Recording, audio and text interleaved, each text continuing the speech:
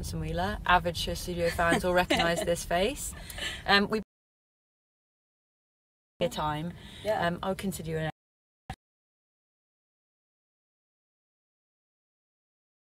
incredible Rolls-Royce Phantom. I'm shook by the lights. I've always wanted to be surrounded by flashing lights and the Mandarin interiors. Yeah, very nice. Lovely. Thank you. So let's see. Everyone's kind of a bit nervous.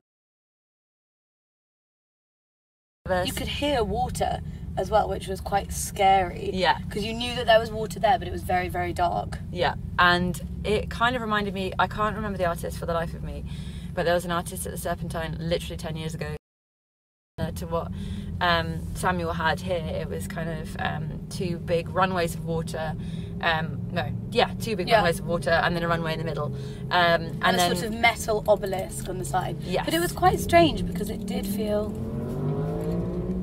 Oh, sorry. No, don't worry. Keep going. It did feel kind of more sparse, I thought, than the last show, because we'd been given this kind of trigger warning on the invite, being like something will happen, you know, a performance piece. And I have to be honest, I was expecting more. And you could see there were these, his performers sort of lying huddled on one side where the water was, and sort of intermittently during the show they started crawling through the water. Yeah.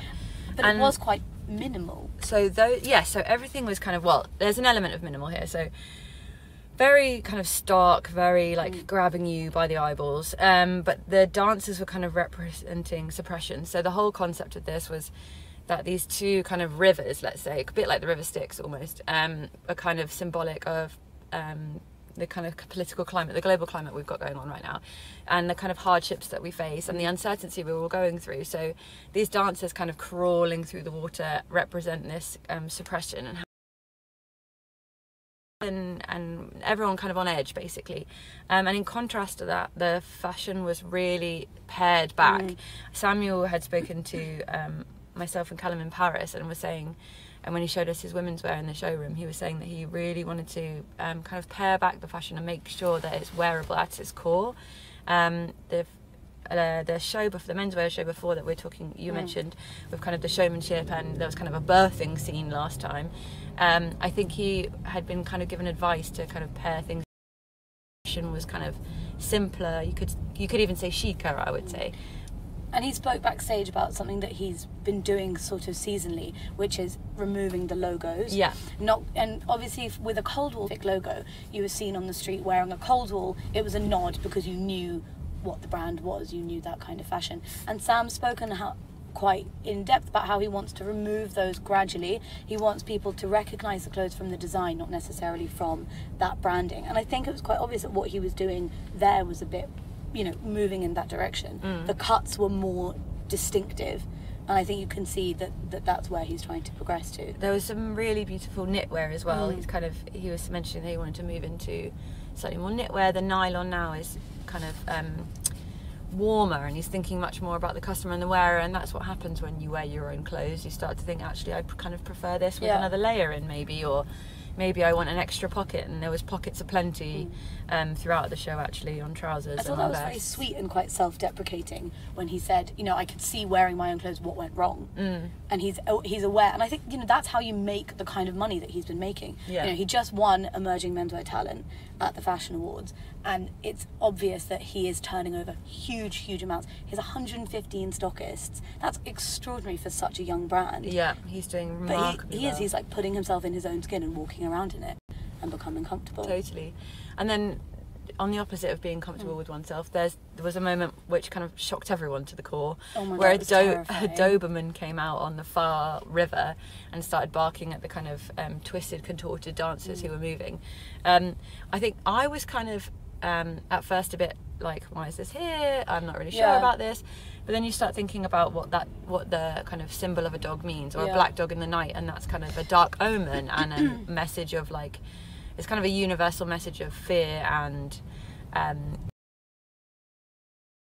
so it kind of tied in with the whole fear of the future, suppression, where are we going message. There was something also incredibly unsettling about the fact that we saw his collection, we saw these performers coming through, and then there was this dog barking incredibly loudly, and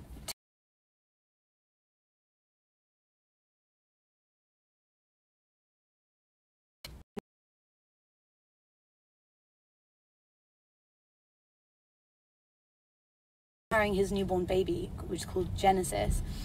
And I thought that, you know, a lot of what a cold war's clothing is protective outerwear. And I thought there was this kind of very jarring juxtaposition between having this barking Doberman and Sam cradling his baby, walking out of the catwalk. I think what he's trying to do is create protection. Yeah. I mean, as a new father as well, I suppose that must be something he's thinking about. And he did say that there was this phrase which was kind of like dystopia through a kind of utopian lens. And so amongst all this kind of like fear and darkness, there was this kind of mirrored plinth in the middle, which was symbolic of kind of the future of tech and almost AI, and where are we going with kind of robotics and kind of humanoids, and can we mould human to robot and that sort of thing.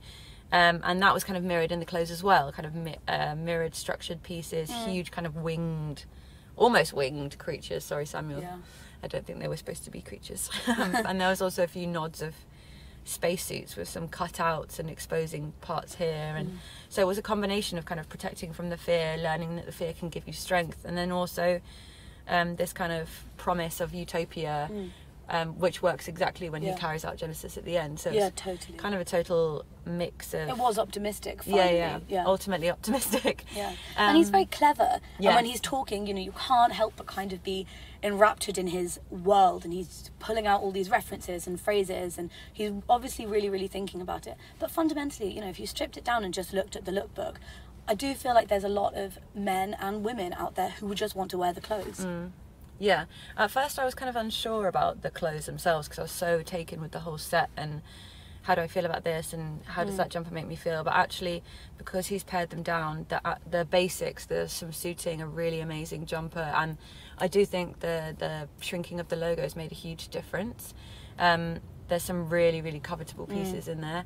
There was also some new sneak peeks into the Nike Zoom, I think it's Vomeros, I can never remember how to pronounce that, in some amazing colourways. I saw them in pink. Those are added to the basket immediately.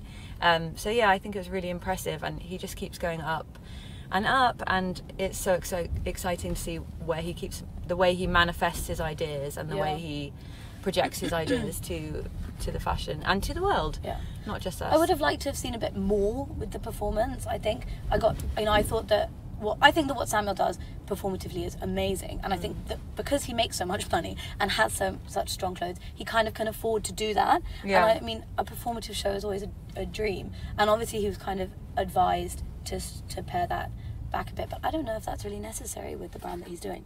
But anyway, I think it's having the best of both, because there's still some fun pieces in there, like that are slightly more difficult to wear, but you would certainly see someone wearing that in street style at London Fashion Week. But then there was definite basics, and that I think is really key, and that's particularly really, those really scarves. smart. You can see a lot of people wearing. Really, really brilliantly done. I think very brilliantly done. I think Brilliantly that's a perfect note to end on. Thank you guys for watching. We'll see you soon.